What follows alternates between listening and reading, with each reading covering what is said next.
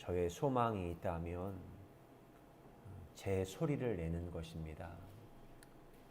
외부에서 주입해 준 것, 관념적인 것, 그것에 의해서 저의 영혼 몸이 경직된 가운데 그것을 흉내내는 것이 아니라 내 안에 계신 성령님의 역사하심을 따라 고요한 저의 소리를 내는 것, 그것이 하나님 앞에서의 제 간절한 소망입니다.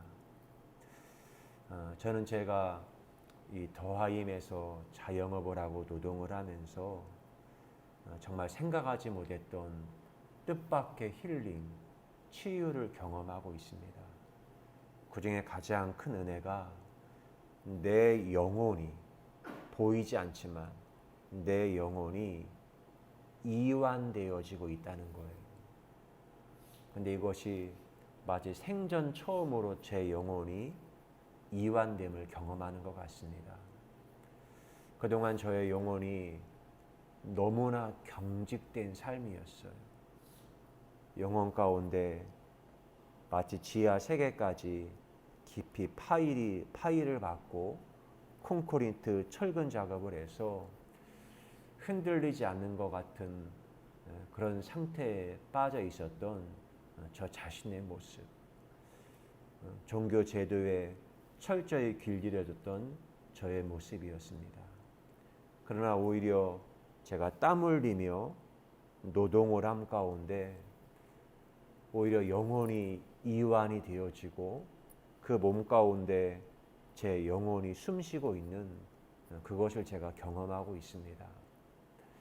이곳에 하루 일을 하다 보면 배달 대행을 하는 그 노동자들이 이 더하임에 잠깐 와서 대기를 할 때가 있습니다.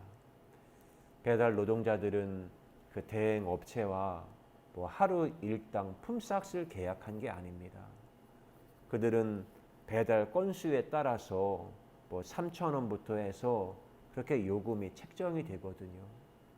그러면 내가 이제 나의 일을 팔을 수 있는 그걸 이제 이미 확보를 했는데 이곳에 와서도 스마트폰을 보고 있어요.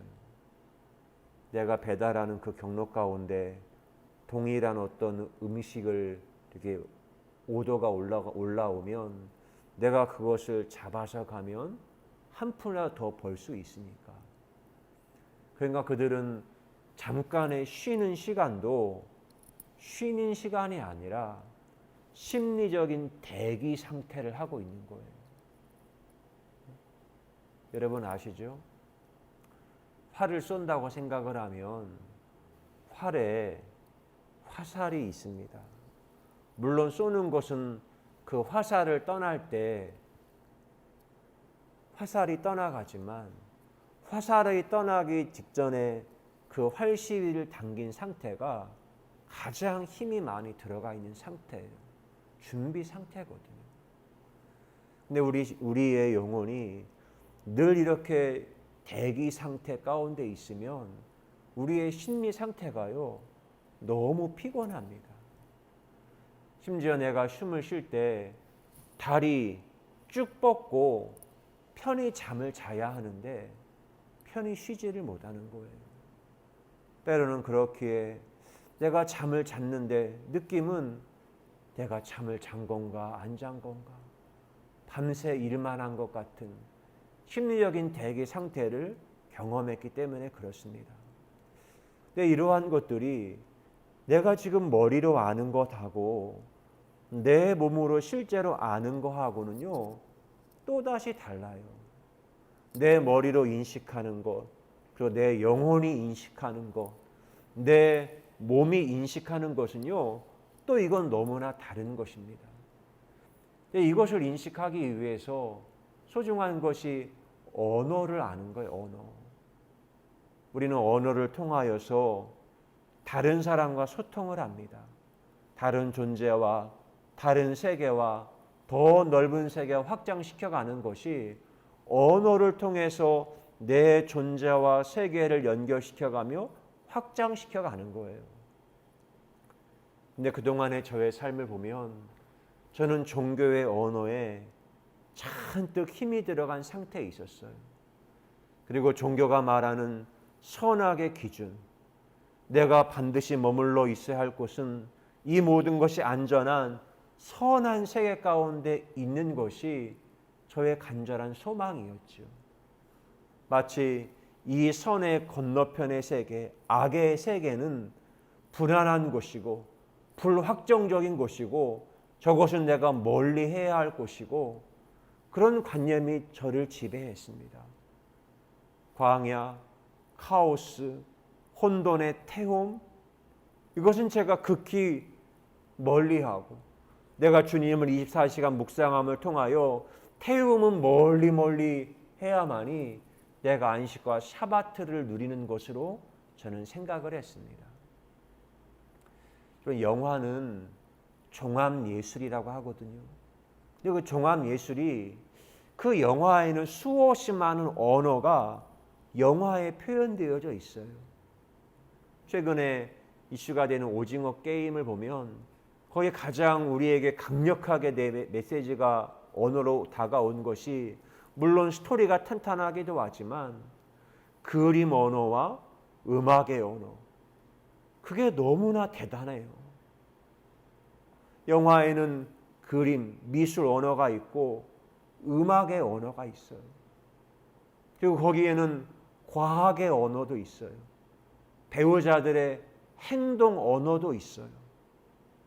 표현할 수 있는 많은 언어들이 복합적으로 표현해서 어떤 내용을 드러낸 예술이 영화입니다. 우리가 보통 생각하는 자유, 소망, 사랑, 믿음 이런 것은요 굉장히 관념적인 단어들이에요. 자유라는 것이 어떻게 보이고 어떻게 설명할 수 있습니까? 관념적인 세계를 단어로 말했을 뿐이지 자유를 그림으로 그리라고 하면 이게 쉽지가 않은 거예요. 제 인생 영화로 꼽는 영화 가운데 쇼생크 탈출이라는 영화가 있습니다. 거기에 앤디라는 주인공이 등장하는데 그는 아내 살인범이라는 억울한 누명을 쓰고 감옥에 갇히게 돼요. 사실은 그 재판 과정 가운데 진실이 드러날 줄 알았는데 진실은 파묻혀 버리고 그는 억울하게 감옥에 수감되어 버립니다. 근데 그 쇼생크 감옥이 얼마나 인간의 존엄성을 억압하고 박탈된 곳인지 그 쇼생크 감옥에 1년, 2년 살다 보면요 인간의 존엄성은 다 상실되는 거예요. 1년, 2년, 10년, 20년 그렇게 오랜 시간의 무게를 그 감옥이라는 공간에 살다가 보면 자연스럽게 그 감옥의 생태 가운데 내가 익숙해지고 제도화되어지는 거예요. 그냥 그렇게 사는 거예요. 하루하루. 모든 것이 억압되어지고 내 마음과 영혼의 노래를 상실되어지고 고유한 나 자신의 모습은 사라져버리고 하루하루 그냥 생존하는 겁니다. 그런데 앤디는 그 인간의 고유한 존엄이 박탈된 감옥에 갔지만 그는 마음에 있는 자유와 고유함을 포기하지 않는 거예요. 그는 열심히 노력을 해서 책의 그 감옥에 마치 총무 역할하는 그 역할을 하거든요. 그리고 감옥의 죄수들에게 책을 읽히기 위해서 그 정부, 연방 정부에다가 끊임없이 서신을 보내는 거예요. 재소자들에게도 이런 권리가 있지 않느냐? 책을 읽을 수 있지 않느냐? 열심히 끊임없이 서신을 보냅니다. 그래서 책을 받아요. 여러분, 책을 본다는 게 어떤 거죠? 내가 비록 몸은 감옥에 있지만 내가 책을 통하여 간접 경험을 통하여 감옥 밖의 세계, 어떤 영혼과 물리와 과학과 예술의 세계를 책을 통해서 간접 경험을 하는 거예요. 앤디는 몸은 감옥에 있었지만 책을 통해서 외부와 끊임없이 접속을 합니다. 이 일을 잘하니까 감옥의 교도소장이나 이런 사람들이 앤디에게 많은 권한을 주네요. 하루는 앤디가 그 감옥의 방송실에 들어가게 됐어요. 방송실에서 확성기를 통해서 들려지는 것은 몇 시에 일어나라, 어디로 운동장으로 나와라, 지시와 명령과 감시의 언어만이 교도소의 확성기를 통해서 그 소리들만이 나왔습니다. 그런데 그러던 어느 날 앤디가 교도소의 방송실을 장악하고는 그 방송실에다가 음악을 틀어주는 거예요. 모차르트의 피가로의 결혼을 확성기를 통해서 틀어주는 거예요. 감옥에 있던 죄수들이 늘 감시와 억압의 소리만 들리다가 음악이 들리니까 그들의 얼굴 표정이 달라져요. 전혀 새로운 음악과 노래와 선율을 경험하게 되자 너무나 애절한 사랑의 이야기, 자유의 이야기인 것 같음을 그들이 거기에 그냥 빠져드는 거예요. 한 번도 노래를 부르지 않았거든요. 노래를 들어본 지가 20년, 30년 만에 그 노래와 음악 소리가 쇼생구 감옥에 들려지는 거예요. 앤디는 감옥에서 피가로의 결혼을 틀어주었다는 그것으로 이 죄가 강해졌기 때문에 2주간 동안을 쇼생크 감옥의 독방에서 2주간을 보냅니다. 독방에서 2주를 지나고 난 다음에 교도소 식당에 앤디가 드디어 독방에서 풀려나와서 식당에 오는 거예요. 동료들이 앤디를 보고는 말하는 거죠. 누가 왔나 보게. 와, 바로 영웅이군. 다른 곡도 좀 들려주지 그랬어. 앤디가 말해요. 문을 부수고 들어와서 그러지 못했어. 독방은 어땠어? 견딜만 했어. 독방은 죽을 맛이야. 그곳은 일주일이 1년 같은 곳이지. 그래, 맞아. 근데 앤디가 뜻밖의 말을 해요. 모차르트를 계속 들었어. 통역자들이 놀래요. 아니, 녹음기를 가지고 들어간 거야? 그때 앤디가 비장하게 행동언어를 섞어서 말해요. 손가락으로 머리를 가리키며 여기에 있지. 가슴을 가리키며 여기에도 있어. 그게 음악의 아름다움이야. 누구도 빼앗아갈 수 없어. 음악을 느껴본 적 있어? 이 머리에, 마음에, 독방에 갇혀 있지만 그 어떤 소리도 들리지고 있지 않지만 이 아름다운 음악의 선율에 놀라고 춤추고 느껴본 적 있어? 그때 영화에서 레드가 말합니다. 나도 어릴 때 하모니카를 불긴 했지. 하지만 여기서 모든 걸 잊어버렸어. 근데 감옥이 그런 곳이에요. 어렸을 때는 노래가 있었고 음악이 있었지만 이 감옥에 10년, 20년을 살면 음악이 어떤 것인지, 노래가 어떤 것인지 그 모든 걸 다 상실해요. 앤디가 말합니다. 망각하지 않는 게 중요해. 망각? 세상을 망각하면 절대로 나갈 수 없어. 그런 걸 간직하면 누구도 빼앗아갈 수 없지. 자신의 것이거든. 이 마음과 머리에 그 음악을 간직하고 있다면 내가 감옥에 있든지 독방에 있든지 그건 절대로 빼앗기지 않는 거라는 거예요. 레드가 말하죠. 무슨 소리 하는 거야?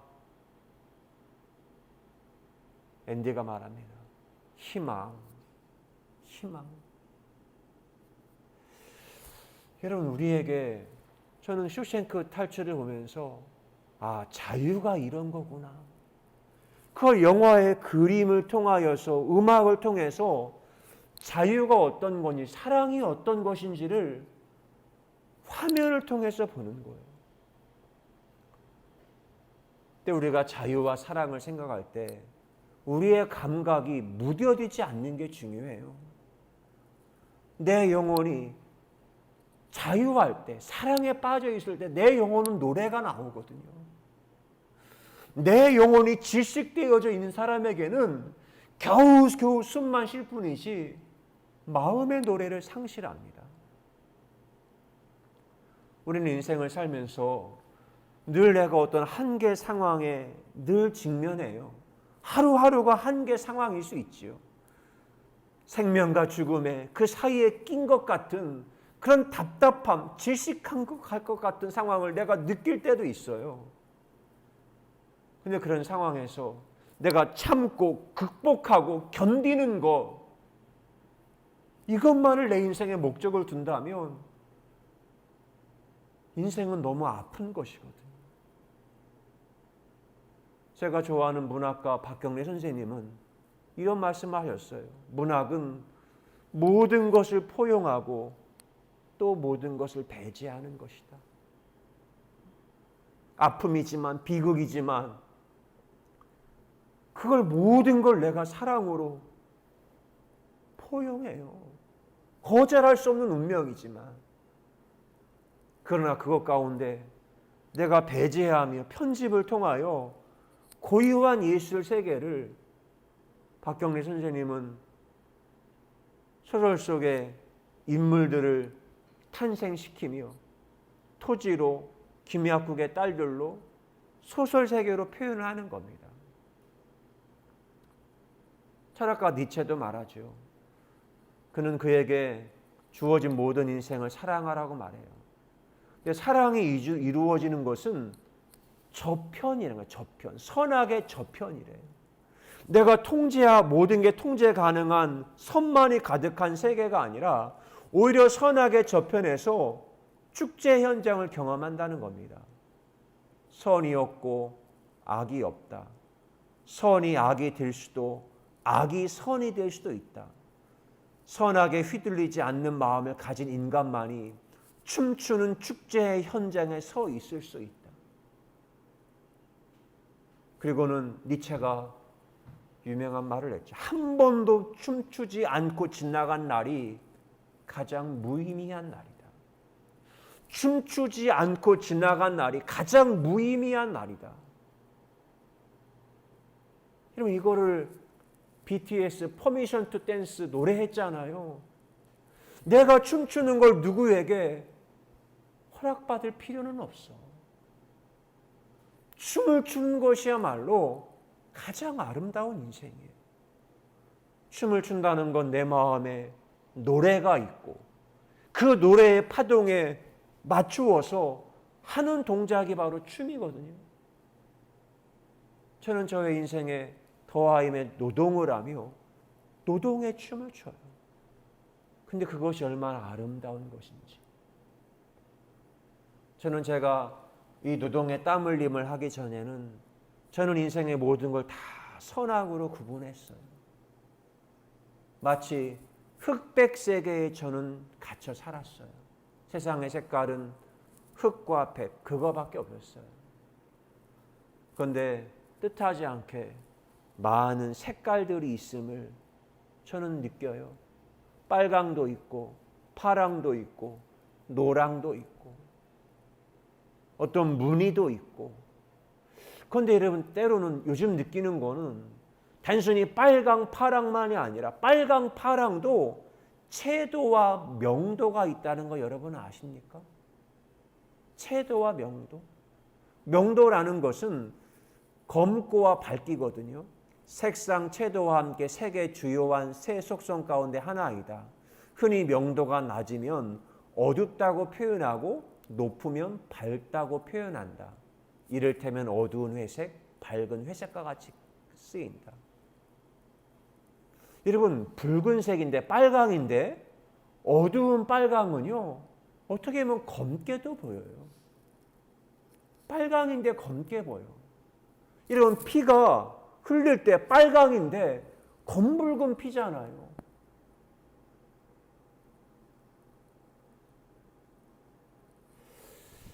근데 여러분, 제가 그걸 인식해요. 그걸 인식하니까 사람의 마음을, 영혼을 밝게 하는 건 어떤 걸까? 안정화시키는 색깔은 어떤 걸까?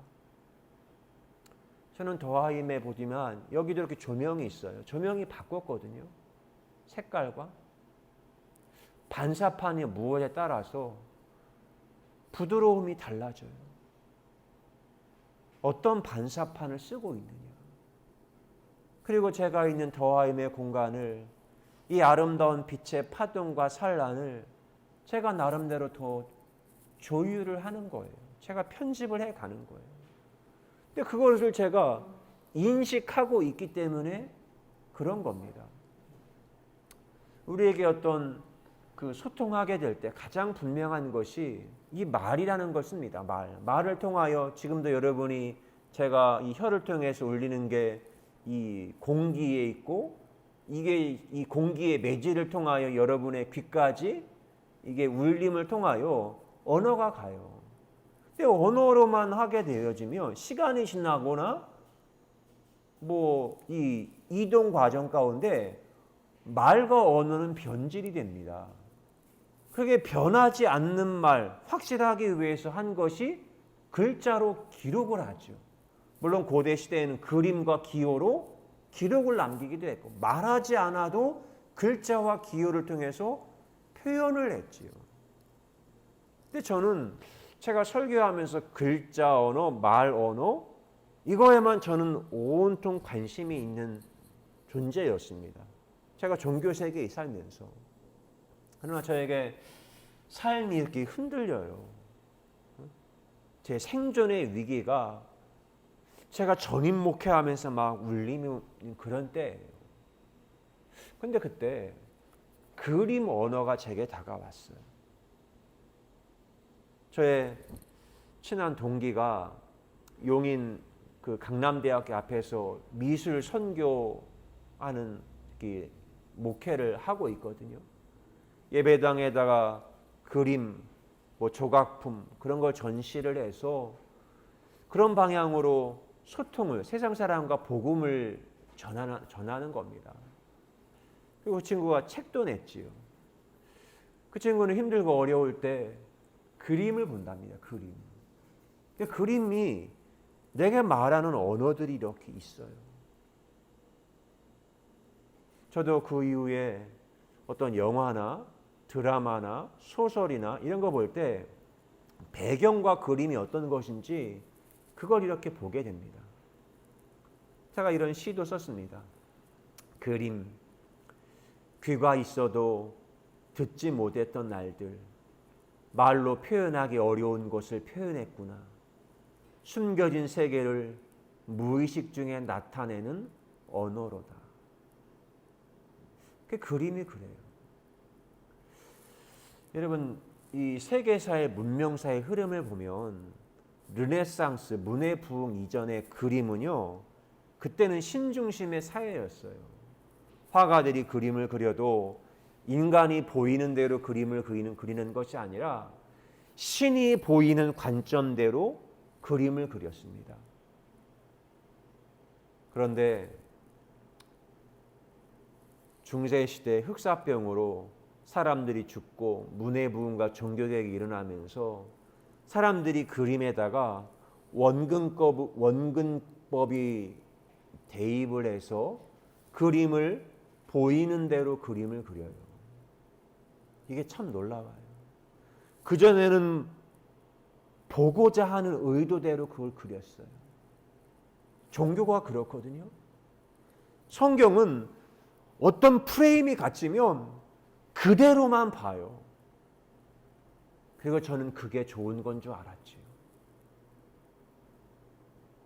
근데 이제는 보이는 대로 봐요. 그래서 미술도 그 이후에 추상화가 나오고 은유적으로 그림을 그렸기에 피카소, 고갱 이런 사람들 자기의 인간이 겪은 심리를 그림에다가 표현을 하는 겁니다. 근데 우리에게 언어가 그림 언어만 있는 게 아니라 음악 언어도 있어요. 음악. 제가 통영 여행을 할 때 윤희상을 기념관을 갔지요. 윤희상에 대해서 공부를 해요. 윤희상은 그림 언어, 이 세계를 음악의 언어로 표현하는 세계적인 작곡가입니다. 그는 죽음 이후의 사후세계, 우주세계, 그거를 음악 언어로 표현하고 싶어서 평양의 그 고분벽화를 가서 그림의 영감을 얻어서 그 그림을 그리기도 하죠. 제가 윤희상을 만나고 그리고 정조, 사도세자의 죽음을 본 정조를 생각하며 시 한 편을 썼습니다. 나비의 숨, 당신의 바람이 카오스의 바다에 불어왔지. 이승과 저승의 나루토, 백호와 주작의 우주를 향한 날갯질도 그대의 오선지 보금자리에서 숨을 쉬네. 하늘과 땅이 만나는 예악의 울림, 생황의 소리, 허공으로 날던 화살도 높은 음자리 되니 쉼표가 숨표 되지. 뒤주에 서대문 형문소에 가두지만 카오스의 바다 씨앗을 품네. 나비의 날개, 에로스의 날개, 푸시케 음계 안에서 공명판 울리네. 작곡가 윤희상이 예악이라고 하는 우리 조선의 궁중제의 음악을 작곡을 해서 서양의 악기로 연주를 했어요. 제가 유튜브로 검색을 하고 그 음악을 듣고는 저는 시적 언어로 이 시를 쓴 거예요. 언어와 글자 언어로.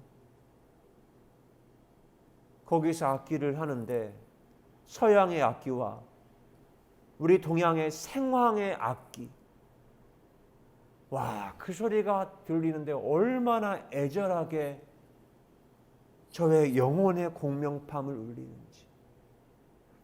여러분, 작곡을 해도요, 피아노의 음계가 다르고 바이올린의 소리가 다르고 그 악기가 첼로의 소리가 다르고 악기가 어떤 몸을 가졌느냐에 따라서 우리의 영혼에 다가오는 그 감동이요, 너무나 다르게 다가오는 거예요. 오늘 하나님의 소리거든요. 이 소리가 하나님의 소리인지 사람의 소리인지 어떻게 알 수 있느냐? 주님은 말합니다. 하나님의 뜻을 알고자 하면, 행하고자 한다면 그 소리를 알아챈다는 거예요. 저는 저에게 들리지 않던 소리, 그림 언어, 음악 언어, 과학의 언어, 문학의 언어, 시적인 언어, 소설의 언어, 이 소리가 제 몸 안에 스치고 스미며 이게 제 영혼을 울리는 게요, 너무 호기심 천국이에요. 너무 호기심 천국이에요. 저는 제가 많이 좋아하던 작가 가운데 하나가 유시민이거든요. 유시민 작가. 근데 그가 굉장한 텍스트를 해석하고 하는 게 탁월합니다. 근데 글을 보면서도 많이 이렇게 제 마음이 달라지는 것도 있어요.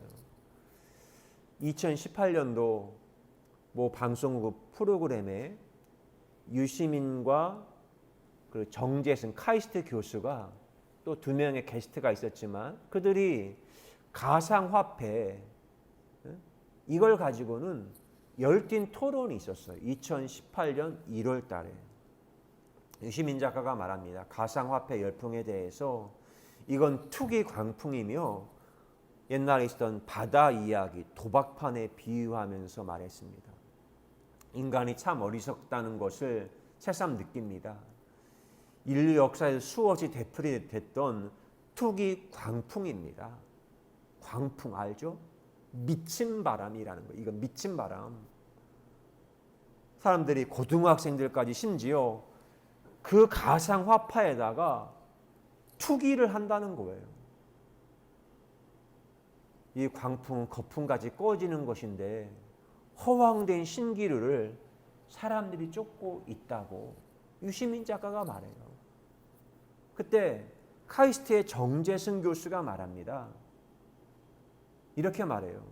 블록체인이 어떻게 전 세계 경제 시스템에 적용되고 스스로 진화할지 잘 모르시는 것 같습니다. 정재승은 뇌과학자, 의사이고 물리학자거든요. 근데 정재승이 어찌 보면 실수한 말이죠. 유시민 작가님, 선생님이 세상에 흘러가는 것들을 잘 모르시는 것 같다고. 블록체인이 어떤 건지 모르셔서 그렇게 광풍이니 신기루니 이렇게 말씀하시는 것 같다고. 그런데 그 이후에요, 정재승이 유시민을 건드렸다가 난리가 났습니다. 유시민 팬들이 많으니까 네가 뭔데 감히 유시민을 건드려. 그 다음날 난리가 난 거예요. 집에서도 자기 아내도 딸들도 아빠 걱정하는 거예요. 아빠 괜찮아? 아빠 괜찮아? 어디든지 갈 때마다 괜찮으세요? 근데 그 후에 정재승 말하는데 나 괜찮다고. 근데 그리고 2018년에 그런 사건이 있었고 3년의 시간이 지났어요. 3년 반 조금 더 지났지요. 근데 지금 이 사회의 3년의 시간 가운데 공정경제 이런 게 굉장히 바뀌었어요. 무엇보다 2018년도 말, 2019년 초반부터 해서 아니죠. 2020년도 초반부터 해서 코로나 팬데믹 상황을 2년을 경험하는 거예요. 2년. 불과 3년 사이에 코로나 팬데믹을 2년을 경험한 겁니다.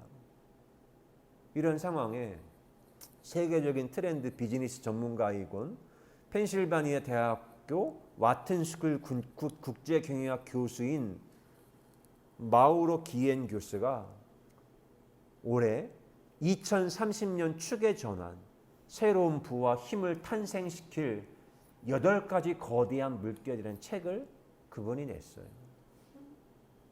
근데 그분의 책 가운데 하나 말하는 게 8번째 장의 한 내용이 블록체인에 대해서 이야기해요.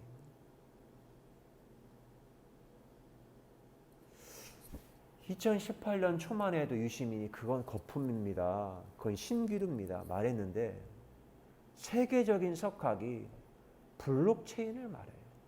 권력과 국가 질서, 자본주의 질서가 새롭게 구조화될 거다. 블록체인은 모든 게 투명한 거예요. 돈이. 서로가 서로를 감시하기 때문에 모든 게 투명해진 사회입니다.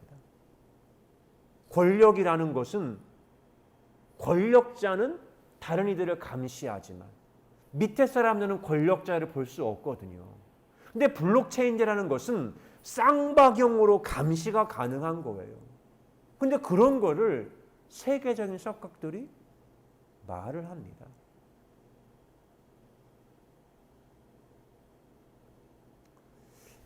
지금 세계적인 과학자들이 말하는 건 한 3년 사이에 생태계와 탄소에 대한 굉장한 이 일을 합니다.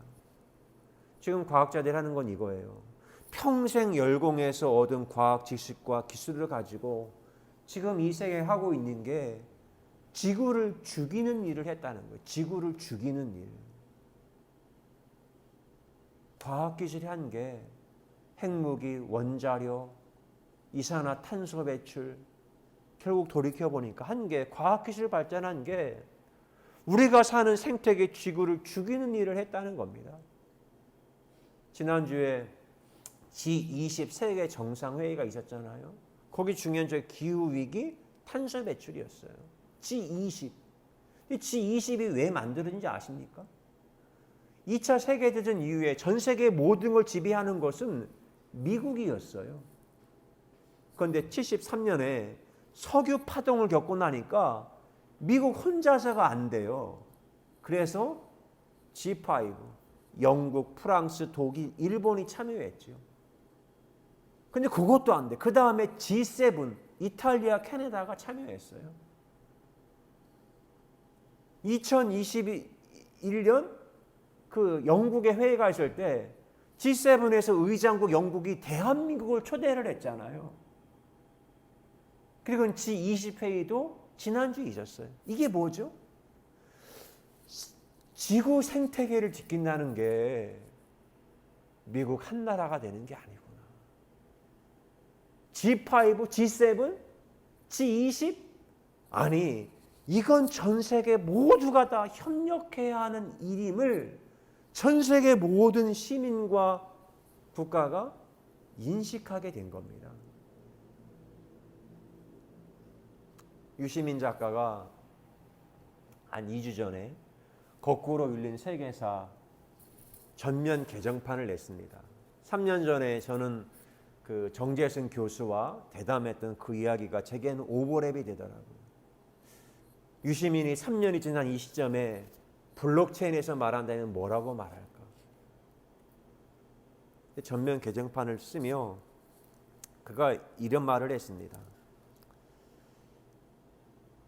역사학자 유발 하라리는 지구의 주인이자 생태계 파괴자인 호모 사피엔스가 신이 되려고 한다면서 힘은 세지만 책임 의식은 없는 신이 가장 위험하다고 지적했다.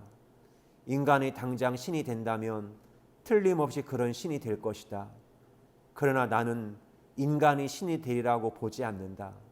인류가 유전자를 조작해 생명을 창조하고 파괴하는 능력을 확보할 때까지 살아남을 확률이 핵 전쟁이나 기후 변화로 그 이전에 전멸할 확률보다 높다는 보장이 없다.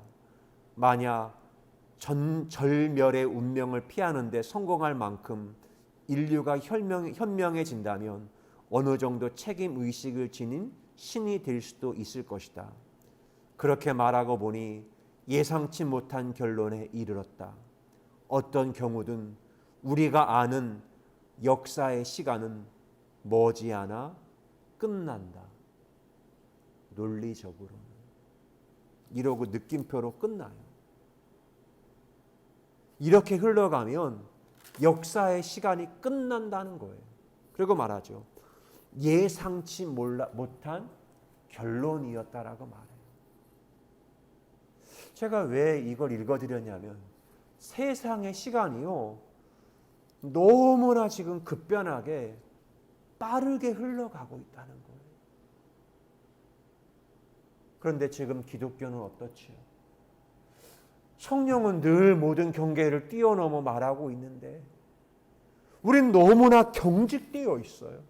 저 자신이 그걸 느꼈고 제가 노동하며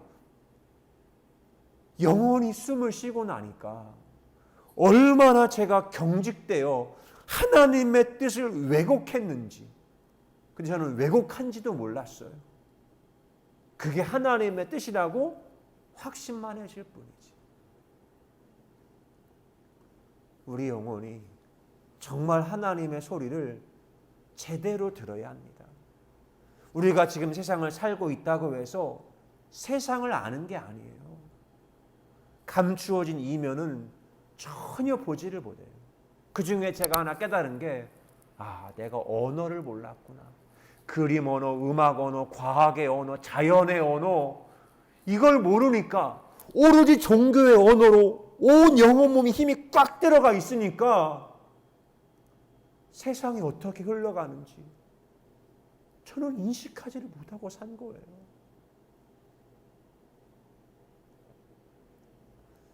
이병환 작가가 이런 말을 했습니다. 부디 넓어지고 깊어져야 한다. 세계 지도를 펼치고 지구본을 빙글빙글 돌리며 지난 100년과 다음 100년을 견주며 천년 만년을 통으로 꿰 수 있는 안목을 키워야 한다. 접하지 못한 것을 접해보아야 한다. 맛보지 못한 것을 맛보아야 한다. 듣지 못한 것을 들어보아야 한다. 맡지 못한 것을 맡아보아야 한다. 듣고 보도 못한 구대륙과 첫사랑인 양 낯설게 조우해야 한다. 멋진 신세계보다 더 근사한 옛세계를 천진한 호기심으로 부딪혀 보아야 한다. 그래야 지난 100년의 고정관념이 산산이 부서진다. 비로소 20세기의 맹신이 송두리째 무너진다. 유라시아 견문이란 책에 이병환 작가가 말한 거예요. 그동안 과거의 세계를 나는 정말 알았나요? 러시아, 이슬람, 제3세계, 남아메리카, 아프리카? 저는 제가 호기심으로 한 게 없어요. 그냥 외부에서 주입시켜준 거에 따라갔을 뿐이지.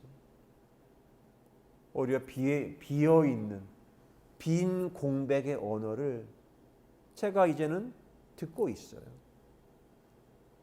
이곳에 그 마임 예술가가 왔던 적이 있어요. 그가 공연을 저 한 사람을 위해서 해주었을 때 쓴 시입니다. 몸의 파동, 그대 입술이 닫혀 있다. 내 귀에 떨림이 없다. 적막했다. 그대 몸이 춤을 춘다. 눈빛, 사지의 끝이 리듬을 타고 항해를 한다. 혼돈의 카오스, 공허한 바다, 그대가 춤을 춘다. 춤은 흙에 갇혀 있지만 파동은 우주의 빈 공간을 스케치한다. 말이 없이 몸으로만 마임을 한 거예요. 이때 제게 떠오른 게 제가 고등학교 때 보았던 영화, 찰리 채플린이 주연했던 모던 타임즈라는 영화가 제게 떠올라요. 산업화된 사회 가운데 인간이 기계화된, 기계로 전락해요. 다른 거와 교환이 돼요. 그런데 그 영화에 찰리 채플린이 사랑하는 여인이 있어요. 찰리 채플린이 무언가 동작만 계속 반복하거든요. 기계가 되거든요. 마치 도구가 되거든요. 그런데 찰리 채플린이 사랑하는 여인이 있는데, 사랑하는 여인이 이 옷이 이렇게 움직이면서 가슴에 유두가 이렇게 드러나요. 근데 찰리 채플린은 얼마나 공장 노동자만 했는지 그 유두 꼭지를 보고 이 연장을 돌리려고 하는 그 생각을 찰리 채플린이 하는 거예요. 그걸 보면서 와, 우리 인간이 성욕이라는 것이 가장 기본적인 욕구인데 이 산업화에 길들여지면 인간의 본능도 사라지고 저렇게 모든 게 인간이 도구화되는구나. 모던 타임즈는 무성 영화예요. 대사가 없는 영화예요. 그런데 그 그림으로만 말하는 그가 얼마나 제게 충격으로 다가왔는지. 저는 모르는 언어, 그걸 통해서 새로운 세계에 접속함이 너무나 즐겁습니다. 그리고는 모르는 언어, 새로운 세계에 저는 접속해요. 혐오의 연애, 그리고 발자국, 두근두근, 멈칫멈칫, 갈까 말까, 눈동자 머문 그대, 믿음의 언어가 신화의 언어 만나는 순간, 고백의 언어가 몸의 언어 만나는 순간, 아멘의 언어가 과학의 언어 만나는 순간, 밀실과 광장 사이 신방이 신방되지. 감히 만날 수 없었던 존재, 냄새나고 불편하고 불안하지만 시간의 무게 견디니 향기가 되고 해함도 상함도 없이 젖과 꿀이 흐르네.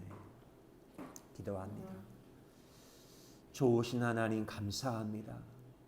하나님은 말씀으로 온 천지 만물을 창조하시고 하나님의 고유한 숨을 불어넣으셔서 영혼을 지닌, 영생을 지닌 우리 사람을 창조하시고 보시기 아름답다 말씀하셨습니다. 온 천지 만물에는 하나님의 소리, 언어가 깃들어 있고 우리 인간 안에는 하나님의 영혼이 깃들어 있습니다.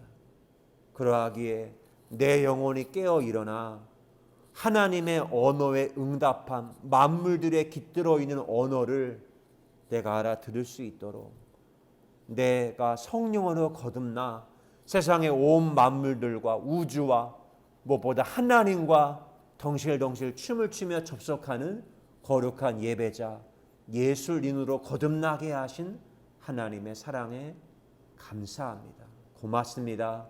춤추고 노래하게 하신 주님을 찬양합니다. 예수 그리스도의 이름으로 기도드리옵나이다. 아멘. 제가 전임 목회하며 종교 생태계 안에 거할 때 있었습니다. 그때 스스로 자기 인식할 때 내가 가장 예수 잘 믿는 사람인 줄 알았습니다. 그 어떤 불안과 혼돈, 태움이 물려와도 주야로 주님 말씀 묵상하며 24시간 예수님 바라보며 나는 이 선한 하나님의 세계를 지키려고 했습니다. 그리고 그것이 바른다고 생각했습니다. 그러나 뜻하지 않게 저는 자영업의 세계, 육체로 노동하며 사는 이 세계 가운데 밀려나서 퇴출되어 이곳에 던져져고 버려진 자 되었습니다.